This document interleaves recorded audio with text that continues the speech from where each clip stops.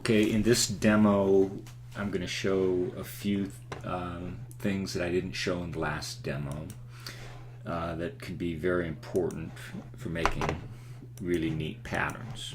So the first thing, I'm just going to put a few of these squares down and show you that in these buttons down here, when I press on them, we can put lines and dots on our pieces. It can make things very interesting.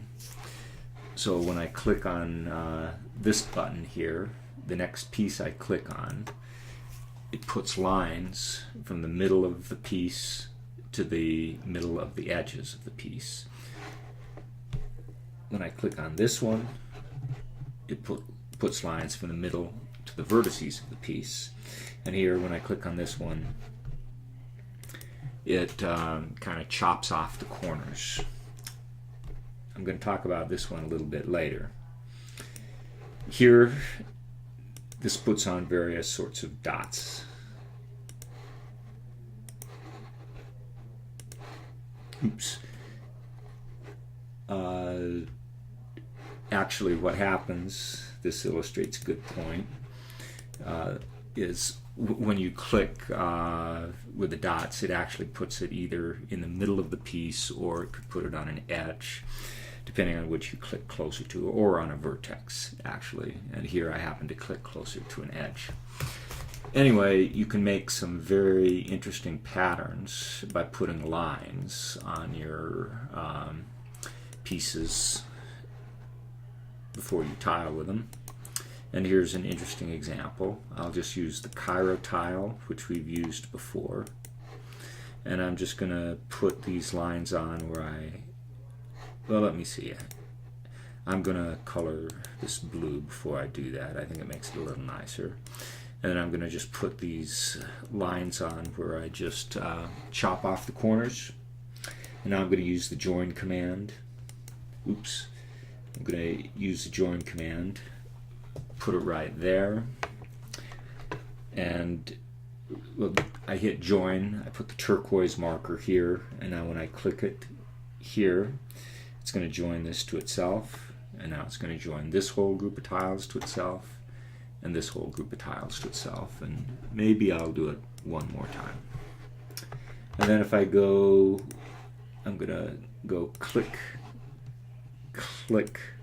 to move this set of tiles over a little bit so I can tile with them very nicely. I'm going to hit join, and then when I click here, it puts a turquoise marker on. When I click here, it joins the whole group of tiles to itself, joins it to itself again, joins it to itself again, and then one more time. Now I'm going to move this into the middle.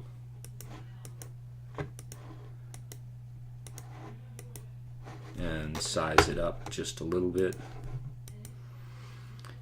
And as you can see, this really makes a very, I'm going to make the background blue here, makes just a very interesting pattern that I don't think you could have anticipated when you put those lines on the Cairo tile. But here we just see all sorts of very intricate patterns weaving in and out of each other. So I'm going to show you how to use that one button that I didn't talk about. In order to do that, first I'm just going to get the background back to black. I'm going to go back to our regular shapes, just the blocks, and I'm going to make one of the Archimedean tiling patterns very quickly.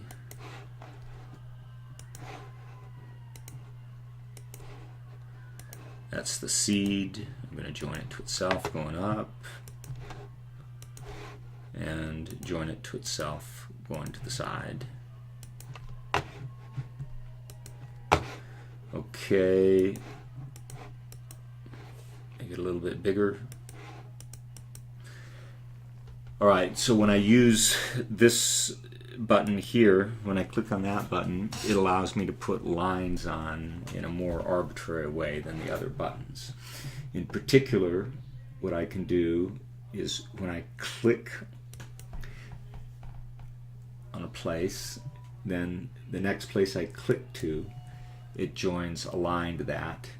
And here I'm doing left clicks, and everywhere I click, I just keep joining lines to the next place.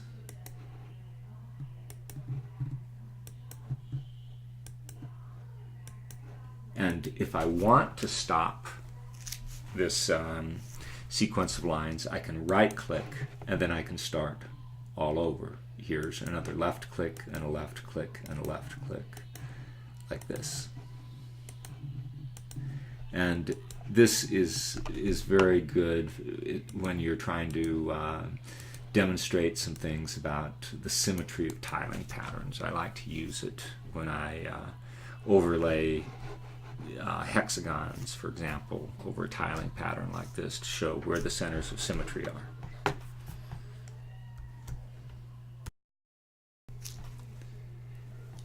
In the course of the last demonstration and this demonstration, I've used the screen command on many occasions. So I think I should just comment on how the screen command works.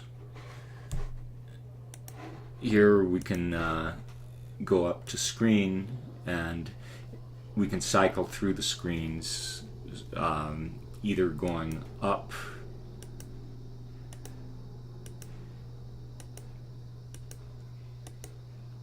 or going backwards. We can cycle through the screens going down, and so this will just be a cyclic thing. And I can also delete screens and clear the screen. But there are other ways of organizing your work through what I call barns. So barns, here I'm going to go to barn B.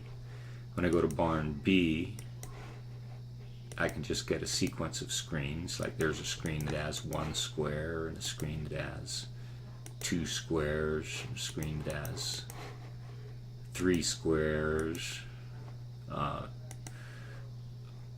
Let's see. And I'm going to do a new screen, a screen that has 4 squares, and when we cycle through, we just see the screen that has 1, 2, 3, 4. These are all in barn B. But if I go to barn A, I see the screens that I had before when I was doing the demo. So I can have just sort of sequences of screens here. I can put them in any of these barns that I want to. So really, I believe, oh yes, there's one other thing. I'm going to show you that I can copy a sequence of tiles from one screen to another. So here I'll just try to make a slightly distinctive group of tiles. And when I go up to edit, I can hit copy. Then I can go to some other screen. Well, let me see. I'll go to screen up, and when I hit edit, or now I hit edit, I can paste, and I can stick this tile that I copied onto any screen that I want to. Okay, so I think that is really just about it for the simple features of the tile farm. So I haven't really shown you how to make pretty pictures and the mathematics behind it. I've just shown you how to use the tile farm.